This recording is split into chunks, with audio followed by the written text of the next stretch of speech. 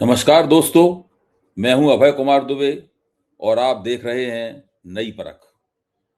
खबरों के शोर में सच और विश्लेषण कहीं खो से गए हैं, लेकिन अब वक्त आ गया है गहराई में उतरने का।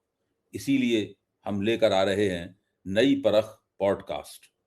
इस सफर में मेरा साथ देंगी गंगा वर्मा, युवा, उत्साही और प्रतिभाशाली एंकर। गंगा करेंगी राजनीति के दिग्गज चेहरों के साथ सीधी, गहन और बेबाक चर्चा। मकसद सिर्फ सूचना देना नहीं, बल्कि देश की जटिल राजनीति की ऐसी परख आप तक पहुंचाना है जो आपको सोचने पर मजबूर कर दे। जुड़िए हमारे साथ, क्योंकि अब चर्चा सिर्फ सतह पर नहीं, तह तक होगी, तल स्पर्शी होगी। भारत में राजनीति अब सिर्फ रैलियों और घोषणा पत्रों से नहीं चलती। आज सत्ता की चाबी उन हाथों में है जो घर भी चलाती हैं और अब देश की किस्मत भी लिख रही हैं। और आज इस पॉडकास्ट में हम बात कर रहे हैं भारत में हो रहे इस ही साइलेंट रिवॉल्यूशन की। पिछले कुछ समय में भारतीय राजनीति में जो कुछ हुआ, उसने महिला वोट बैंक की परिभाषा काफी हद तक बदल सी दी है। एक तरफ संसद में महिला आरक्षण बिल यानी नारी शक्ति वंदन अधिनियम को लेकर बहस छिड़ गई है। एक तरफ विपक्ष कह रहा है कि डिलिमिटेशन का पेच फंसाकर सरकार ये जेंडर फ्रॉड कर रही है। वहीं दूसरी तरफ हालिया चुनाव के आंकड़ों की बात करें तो कहीं ना कहीं पुरुष प्रधान राजनीति के अहंकार को महिलाओं का ये रिवॉल्यूशन तोड़ता दिखाई दे रहा है। नमस्कार, मैं हूं गंगा वर्मा और आप देख रहे हैं नई परख। तो जैसे हीरे की परख जौहरी को होती है, उसी तरह खबर को परखने की एक सही मंजिल तक पहुंच चुके हैं आप। तो आधी आबादी के इस पूरे सच को बताने के लिए आज हमारे साथ हैं डेटा के जादूगर और अनुभवी चुनाव विश्लेषक प्रोफेसर संजय कुमार। बहुत बहुत स्वागत है सर आपका हमारे पॉडकास्ट में। और सर, जैसा 2023 में आई आपकी किताब women voters in Indian election कहती है कि महिलाएं किंग मेकर हैं, पर अब के हालात देखा जाए तो शायद महिलाएं किंग को खुद ही तय कर रही हैं। हाँ, किंग मेकर को अगर बात करें तो किंग मेकर वही होते हैं जो राजा को बनाते हैं। अगर हम सत्ता की बात कर रहे हैं तो सत्ता में ताबीज कौन होगा, सत्ता का राजा कौन बनेगा। अगर आप पिछले कई चुनाव को देखें और हाल में भी इस समय भी चुनाव हो रहे हैं, महिला वोटरों की बहुत चर्चा हो रही है कि महिला वोट जिस तरफ जाएगा, जिस पार्टी के पक्ष में जाएगा, उस पार्टी के जीतने की संभावना ज़्यादा हो जा रही है। आज तो हम अटकलें लगा रहे हैं, लेकिन अगर पिछले चुनावों को देखें, पिछले 2-3 साल के चुनाव को अगर देखें तो इतिहास बताता है जिस पार्टी की तरफ महिला का वोट गया, उस पार्टी की जीत हुई और उस पार्टी की सत्ता बनी। इसी के लिए महिला किंग मेकर के भूमिका में आज दिखाई पड़ते हैं। सर, अभी बिहार के चुनावों की बात करूं तो बिहार में भी ऐसा ही देखा गया कि जो महिलाओं की वोटिंग की संख्या थी वो पुरुषों से काफ़ी ज़्यादा थी। ऐसे ही कुछ आंकड़े अभी हमें असम, पुडुचेरी और केरला के मतदानों में दिख रहे हैं। बिल्कुल, आपने 4 राज्यों का जिक्र किया। 3 राज्यों के चुनाव तो अभी हाल ही में संपन्न हुए। पुडुचेरी की बात करें, असम की बात करें और केरल की बात करें, ये ऐसे राज्य हैं जहां पर हाल ही में चुनाव हुए। बल्कि ये कह सकते हैं 9 अप्रैल को यहाँ मतदान हुआ। और जब आंकड़े आए तो इलेक्शन कमीशन के आंकड़े ये बताते हैं कि महिलाओं का वोट पुरुषों के वोट से ज़्यादा रहा। लेकिन आपने बिहार का जिक्र किया। बिहार अपने आप में, बिहार की जो इलेक्शन था वो अपने आप में एक अद्भुत इलेक्शन था। और अद्भुत कैसे था? बिहार में महिलाओं का वोट पुरुषों से लगभग 8-9% ज़्यादा था। देश के किसी भी चुनाव में महिलाओं का वोट पुरुषों से इतना ज़्यादा नहीं दिखाई दिया। तकरीबन 17-18 स्टेट्स हैं जहां महिलाओं का वोट पुरुषों से ज़्यादा होता है, लेकिन इतनी बड़ी संख्या में महिलाओं का पुरुषों को पीछे छोड़ना ये पहली बार बिहार में देखने को मिला। और हम सबको पता है बिहार के नतीजे तो काफ़ी पहले आ गए, सरकार भी बन गई, मुख्यमंत्री भी बदल गए। आपको पता है जिस पार्टी के पक्ष में महिलाओं का वोट पड़ा, उस पार्टी की बहुत बड़ी जीत हुई, एनडीए की बहुत बड़ी जीत हुई है।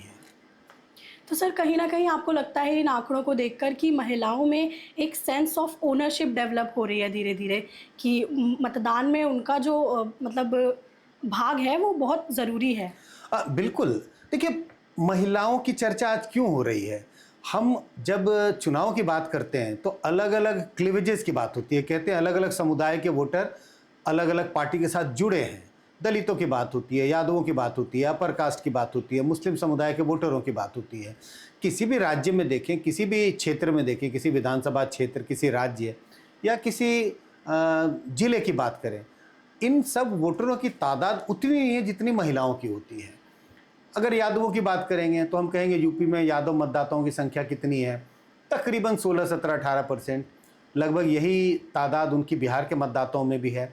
तो अगर एक समुदाय का मतदाता किसी एक पार्टी के पक्ष में एक मुश्त खड़ा भी होगा तो वो उतना प्रभाव नहीं डालता जितना महिला वोटर। और उसकी वजह क्या है? इन समुदायों की तादाद तो 16, 17, 18% है, लेकिन महिला वोटरों की संख्या लगभग उतनी होती है जितनी कि पुरुषों की संख्या है। अलग अलग राज्यों में देखिए, अब केरल राज्य की का जिक्र करें, केरल में तो महिला वोटरों की संख्या पुरुषों से ज़्यादा है। तो अगर आधी आबादी, आधे मतदाता किसी एक पार्टी के पक्ष में थोड़ा सा भी झुके रहेंगे तो वो पार्टी को बड़ी जीत दिला सकते हैं। और यही वजह है कि आज महिला वोटरों की इतनी चर्चा हो रही है और महिलाओं को इस बात का आभास होने लगा, उन्हें ऐसा लगने लगा कि देखो हमारे वोट के दम पर पार्टियां जीत रही हैं। और पिछले कई चुनाव में ऐसा देखने को मिला कि महिला वोट जिस तरफ जाता है पार्टी की जीत की संभावना बढ़ जाती है। अब सर, हाल ही में जो बहुत ही वायरल मुद्दा है उस पे बात करते हैं। नारी शक्ति वंदन अधिनियम, जो कि 106वां संशोधन है, और 21 सितंबर 2023 को ही जब ये पास हो गया था पार्लियामेंट में, उसके बावजूद इसकी चर्चा अब क्यों हो रही है? और विपक्ष ने तो ये भी साफ कर दिया कि सरकार है वो इसको डीलिमिटेशन और सेंसस से जोड़कर महिलाओं के साथ धोखा कर रही है। तो इसके पीछे का राज क्या है, आप बताइए। देखिए, सरकार इसे जोड़ नहीं रही है। ये जब 2023 में संशोधन, जब ये बिल पास हुआ, उस बिल में लिखा था कि महिलाओं को 33% आरक्षण दिया जाएगा, लेकिन कब दिया जाएगा? तो उस वक्त जब बिल पास हुआ उसमें लिखा था कि जब नया डिलिमिटेशन होगा, परिसीमन होगा, परिसीमन पर 2026 तक रोक लगा था, 2026 का समय आ गया, तो बिल में स्पष्ट लिखा था पहले सेंसस होगा, क्योंकि परिसीमन कब होता है? परिसीमन को नए सेंसस के आंकड़ों की आवश्यकता होती है। तो लिंकेजेस था, महिलाओं को आरक्षण कब मिलेगा? जब नया परिसीमन होगा, परिसीमन में सीटें बढ़ाई जाएंगी। और परिसीमन कब होगा? जब सेंसस होगा। तो तीनों चीज़ें लिंक्ड थी। तो विपक्ष का ये कहना कि जो रूलिंग पार्टी है वो जनता के साथ धोखा कर रही है, महिला वोटरों के साथ धोखा कर रही है, ऐसा नहीं है, क्योंकि तीनों चीज़ें पहले से ही लिंक्ड है।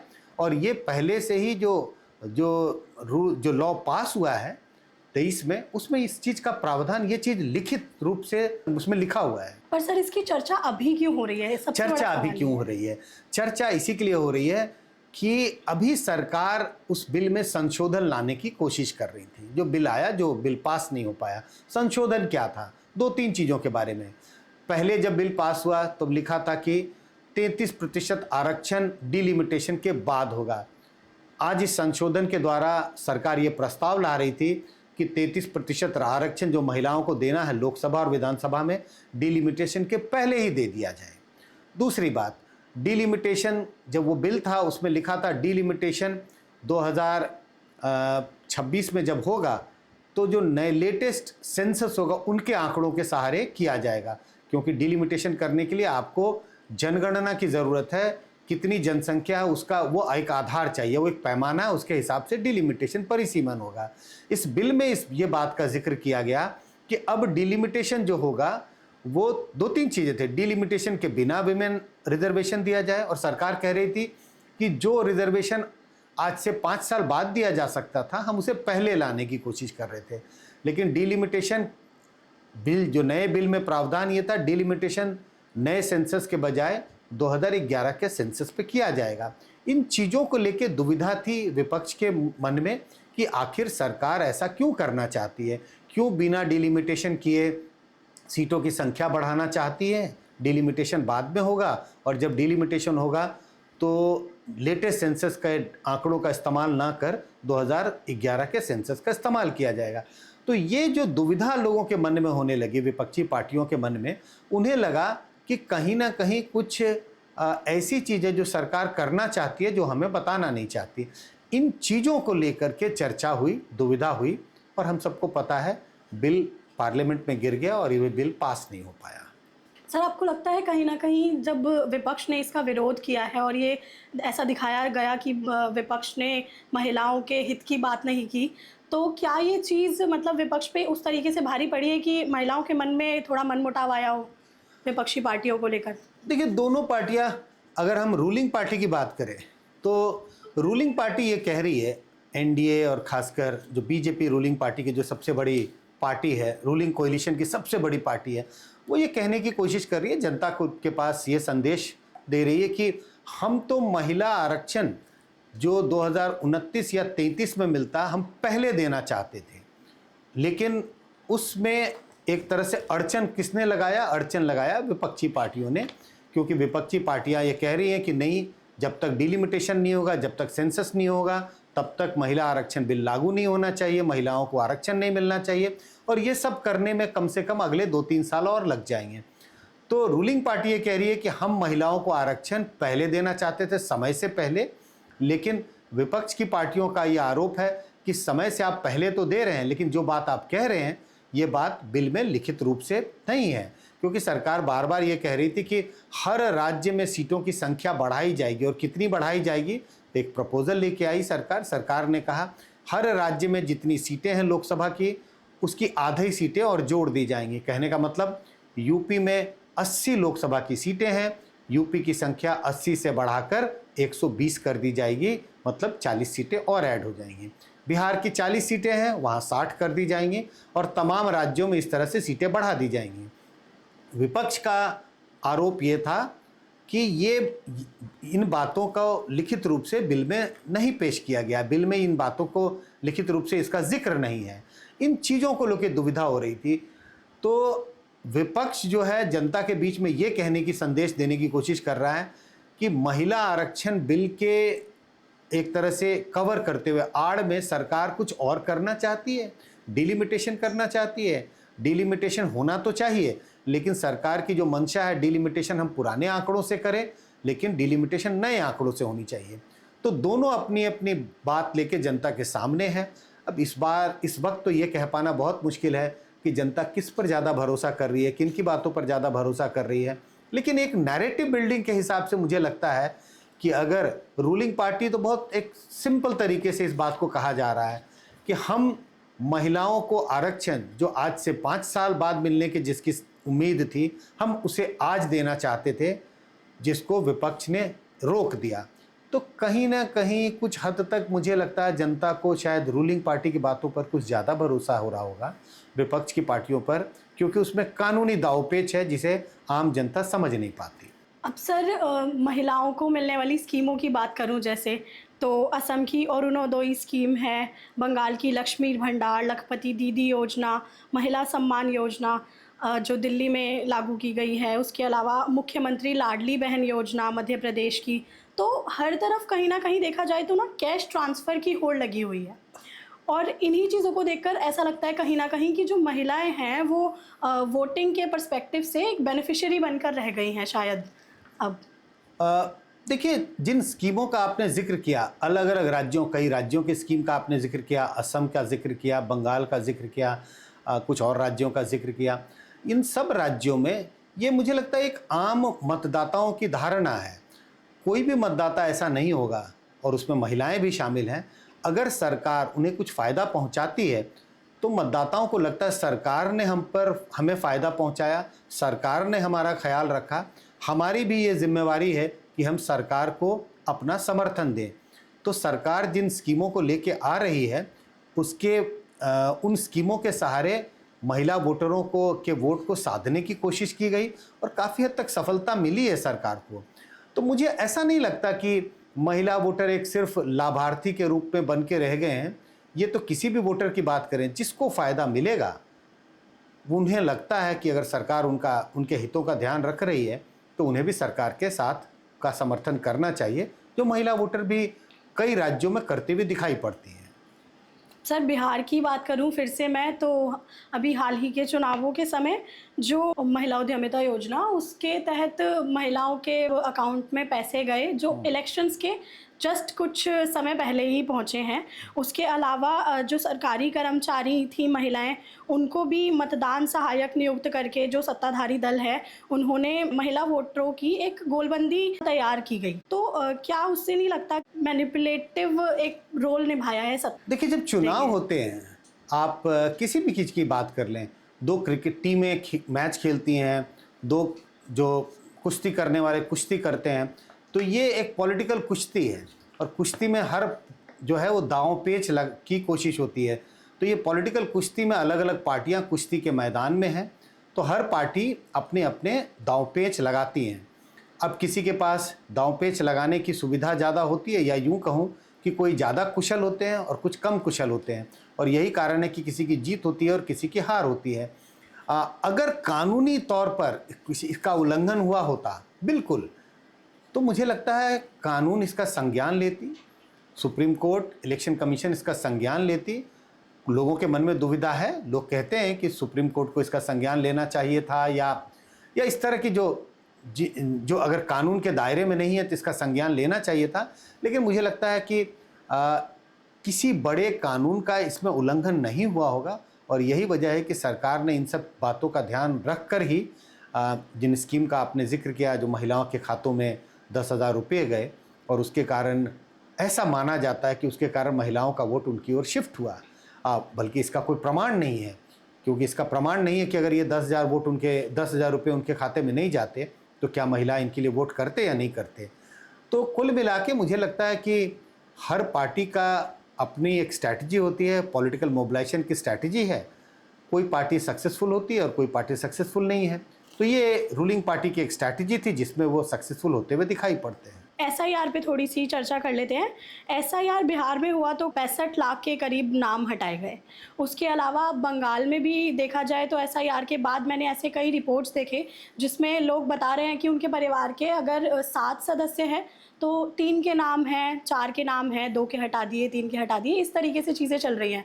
तो कहीं ना कहीं जो ग्रामीण महिलाएं हैं, अगर उनका नाम हटा दिया जाएगा तो वो उस चीज़ के लिए शायद इतनी जल्दी अपना मतलब हक मांग ना पाए। तो आपको लगता है ग्रामीण महिलाओं के लिए ये ठीक नहीं है?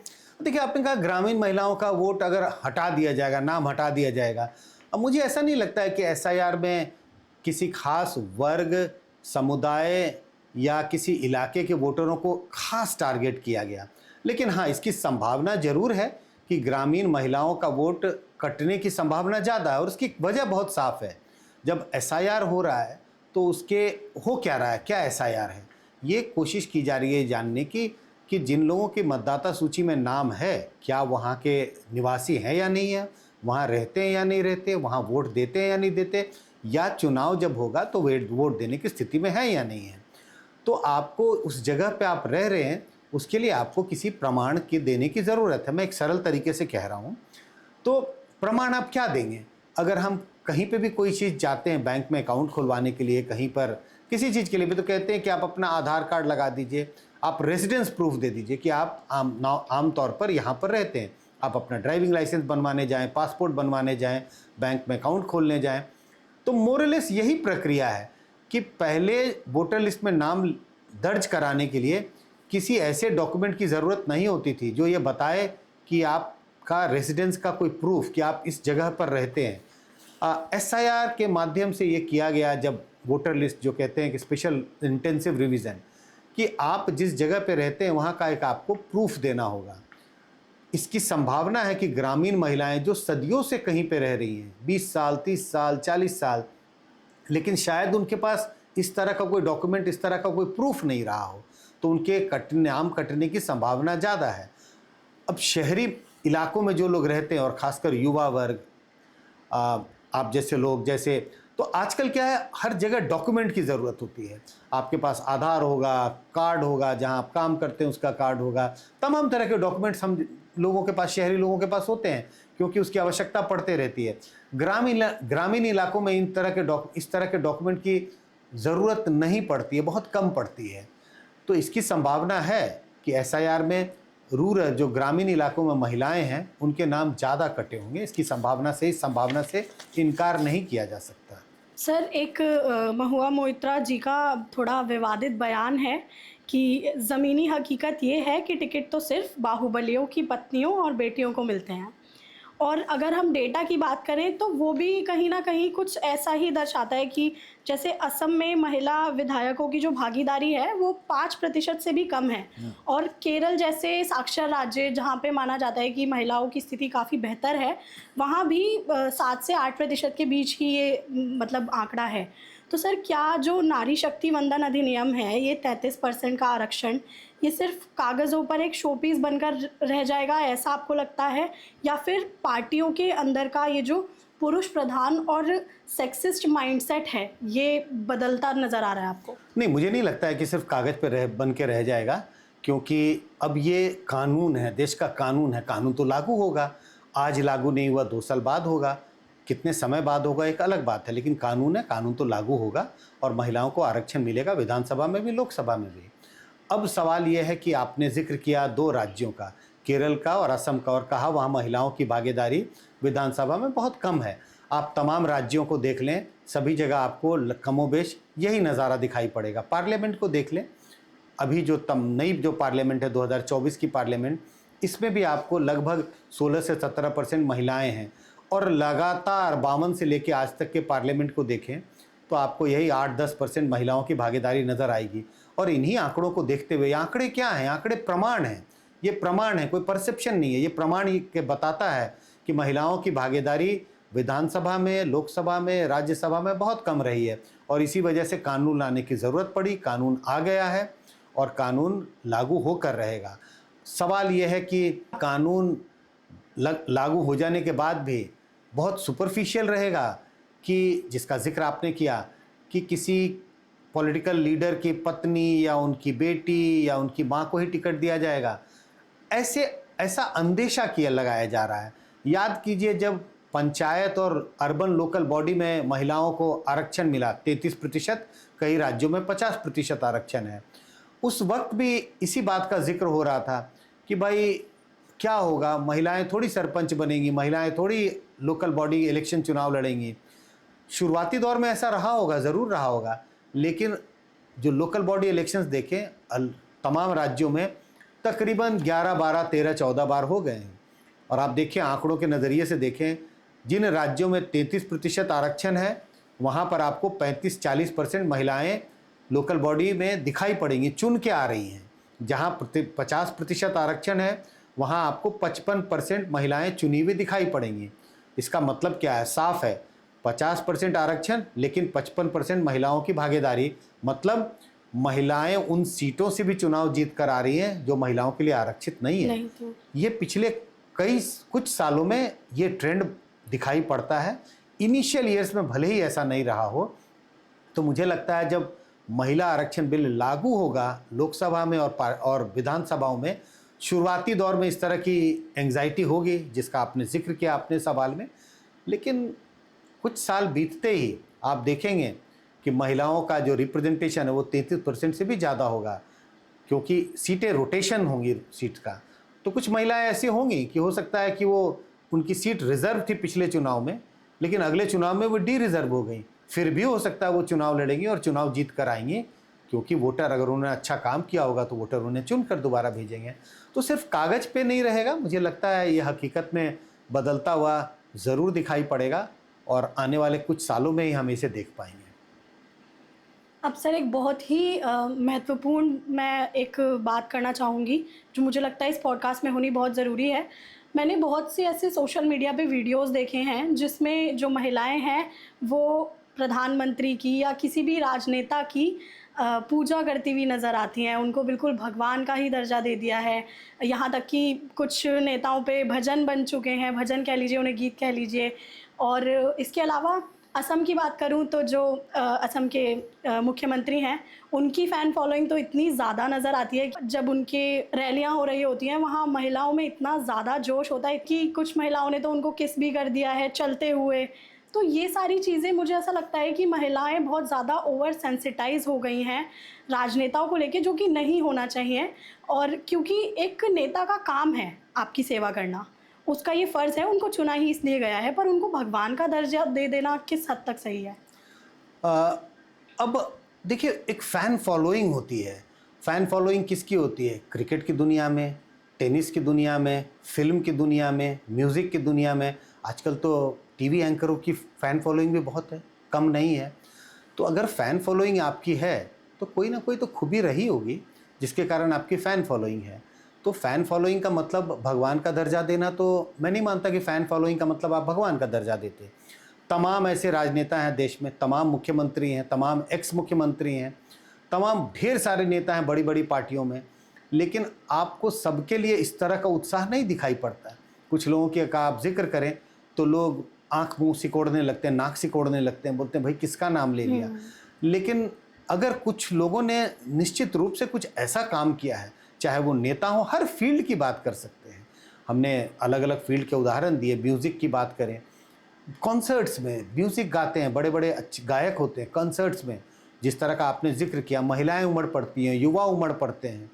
आजकल तो तमाम जो धर्मगुरु हैं उनकी फ़ैन फॉलोइंग भी बहुत है। तो मुझे लगता है इस तरह की फ़ैन फॉलोइंग जब होती है तो ये सिर्फ कोई एक मैनेजमेंट नहीं है, इसको मैं मैनेजमेंट ही नहीं कहूँगा, लेकिन ज़रूर कुछ ना कुछ आपने ऐसा काम किया होगा जिसे जनता पसंद कर रही है। आप जिस भी फील्ड में, आप पॉलिटिक्स में हैं तो आपके किसी काम को, कुछ कामों को जनता पसंद करती है, जिसके कारण आपकी फ़ैन फॉलोइंग है। आप फिल्म जगत के क्षेत्र में हैं तो ज़रूर आपके कुछ ऐसे फिल्में हैं जिसे आपने कुछ ऐसे रोल किए हैं जिसे लोग पसंद करते हैं। आप अगर म्यूज़िक की दुनिया में हैं, आपने ज़रूर कुछ ऐसे गाने गाए हैं जिसको लोग बहुत पसंद करते हैं। क्रिकेट की दुनिया में हैं, स्पोर्ट्स में नहीं कह रहा हूँ क्योंकि स्पोर्ट्स का, क्रिकेट एक सिनोनिम हो गया है हिंदुस्तान में स्पोर्ट्स का। क्रिकेट की दुनिया में है तो तमाम ऐसे प्लेयर हैं जिनकी ज़बरदस्त फ़ैन फॉलोइंग है। उसी तरह से राजनेताओं की भी फॉलोइंग दिखाई पड़ती है कुछ नेताओं के लिए।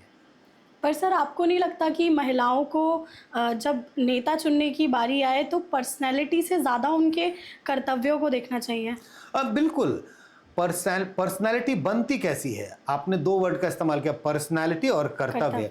कर्तव्य से पर्सनैलिटी बनती है। अगर आपने कोई काम किया है किसी व्यक्ति का चेहरा आपको बहुत अच्छा लगने लगेगा अगर उसके काम आपको पसंद आए, लेकिन बहुत खूबसूरत चेहरा है किसी का, बहुत प्लेजेंट उसकी अपीयरेंस है, लेकिन उसके कर्म ऐसे, उसने काम ऐसे किए हैं जिसे आप पसंद नहीं करते, उसके बारे में ऐसी चर्चा है कि उसकी इमेज अच्छी नहीं है, उसने ऐसे अच्छे काम नहीं किए, तो आपको उसका अच्छा चेहरा भी अच्छा नहीं लगता। तो पर्सनालिटी आपके कामों से उभरती है। तो जब तक आपने अच्छे काम नहीं किए तो आपकी पर्सनालिटी भी वैसी अपीलिंग नहीं होती है। तो ये ज़रूर है कि पर्सनालिटी बेस्ड पॉलिटिक्स, हमारी जिस तरह की डेमोक्रेसी, हम पार्लियामेंट्री डेमोक्रेसी में है, पार्टी बेस्ड डेमोक्रेसी है, तो पर्सनालिटी कल्ट बहुत अच्छी नहीं है लॉन्ग रन में राजनीति के लिए। लेकिन अगर कोई राजनेता एक पर्सनालिटी कल्ट के रूप में उभरते हैं और तो निश्चित रूप से उस उभार में उनके कामों का एक तरह से असर है, न कि उनके कोई अपीयरेंस या सिर्फ पॉलिटिकल मैनेजमेंट। ठीक है सर, इसके अलावा जब इलेक्शंस की बारी आती है तो ग्रामीण महिलाओं की बात करूं तो ग्रामीण महिलाओं को, जैसा अभी हमने ये स्कीम्स की बात करी कि उनको इस तरीके से, या आजकल ये स्कीम्स के अलावा राजनीति जो है धर्म से इतनी ज़्यादा जुड़ चुकी है कि उनको ऐसा लगता है कि एक कर्तव्य है, एक धर्म है उनका कि इस पार्टी को वोट देना है। तो क्या मतलब आपको लगता है कि ये मैनिपुलेशन है महिलाओं के ऊपर? नहीं, मैनिपुलेशन नहीं है। मैंने जैसा कहा कि जिस भी आप फील्ड में हैं, आप अपनी स्ट्रैटेजी बनाते हैं, उसको दांव पेच कह सकते हैं। दांव पेच कई बार नेगेटिव लगता है, आप स्ट्रैटेजी बना लें, कह लें। हर पार्टी की, हर कैंडिडेट की स्ट्रैटेजी है। कोई कैंडिडेट चुनाव लड़ता है, उसकी अपनी स्ट्रैटेजी होती है, कैसे वोटरों के मन को टटोलना है, कैसे वोटरों को तक संदेश पहुंचाना है। पार्टी भी मैनिफेस्टो आता है, पार्टी एक मैनिफेस्टो जारी करती है। मैनिफेस्टो क्या है? पार्टी अपनी बात कहती है, अगर हमारी सरकार बनेगी तो हम ये काम करेंगे जनता के लिए। तो ये स्ट्रैटेजी होती है, एक पॉलिटिकल स्पीच देना, मैनिफेस्टो जारी करना, जनता के साथ संवाद करना, पदयात्रा करना, रैली करना, रोड शो करना। तो सब तरह की स्ट्रैटेजी है और सारी स्ट्रैटेजी वोटरों को मोबिलाइज करने की स्ट्रैटेजी है। और मुझे नहीं लगता है कि इस तरह की स्ट्रैटेजी में कोई गलती है या कोई, मतलब मुझे इसमें कोई गलत नहीं दिखाई पड़ता। सर, महिला आरक्षण को लेकर हुई जो ये हालिया राजनीति है वो बताती है कि स्त्रियों का एक ऐसा वोट बैंक बनाने की कोशिश की जा रही है जो जाति वर्ग से ऊपर उठकर वोट कर सके। मुझे लगता है कि जिस बात का आप जिक्र कर रही हैं कि हमने अभी तक 60-70 साल के चुनावी राजनीति में चर्चाएं होती रही हैं, अलग अलग समुदाय के वोटरों की बात होती है, यादव मतदाता, दलित मतदाता, ओबीसी मतदाता।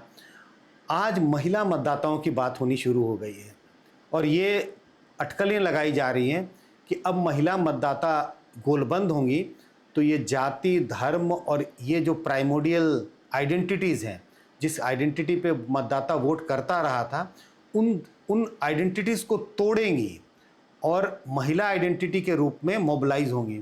इस वक्त बहुत ऐसा होता हुआ दिखाई नहीं पड़ रहा है, लेकिन आने वाले समय में मुझे लगता है निश्चित रूप से ऐसा होने वाला है।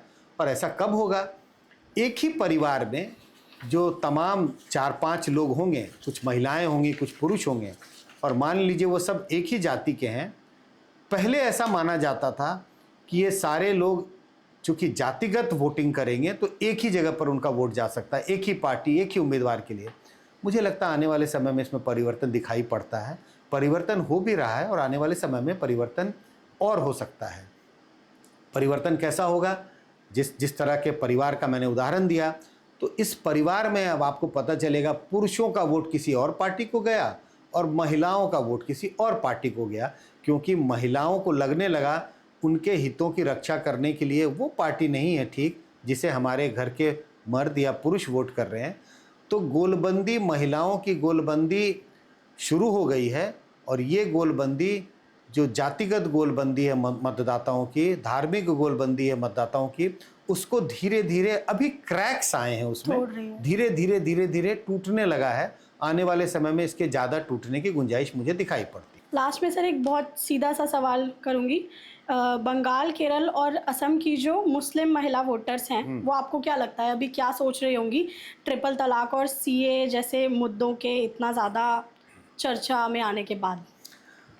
देखिए, महिलाओं का वोट, पुरुषों का वोट और महिलाओं का वोट, हमने 2 राज्यों का जिक्र किया, असम में भी हो गया और केरल में भी हो गया, पुडुचेरी में भी हो गया, अभी बंगाल में चुनाव हो रहे हैं। लेकिन दूसरे मुद्दे हो सकते हैं महिलाओं के दिमाग में, लेकिन सीए और ट्रिपल तलाक के मुद्दे, मुझे नहीं लगता है कि ऐसे मुद्दे महिला वोटरों के मन पर अभी हावी हैं, या यूँ कहूँ कि इन मुद्दों के आधार पर महिला वोटर गोलबंद हो रही है या अपने वोट देने के निर्णय करने के लिए इन मुद्दों का सहारा ले रही हूँ, ऐसा दिखाई नहीं पड़ता। कुछ अन्य मुद्दे होंगे, बेरोजगारी के मुद्दे हैं, महंगाई के मुद्दे हैं, पार्टी पसंद है, नेता पसंद है, ये सारे मुद्दे हैं।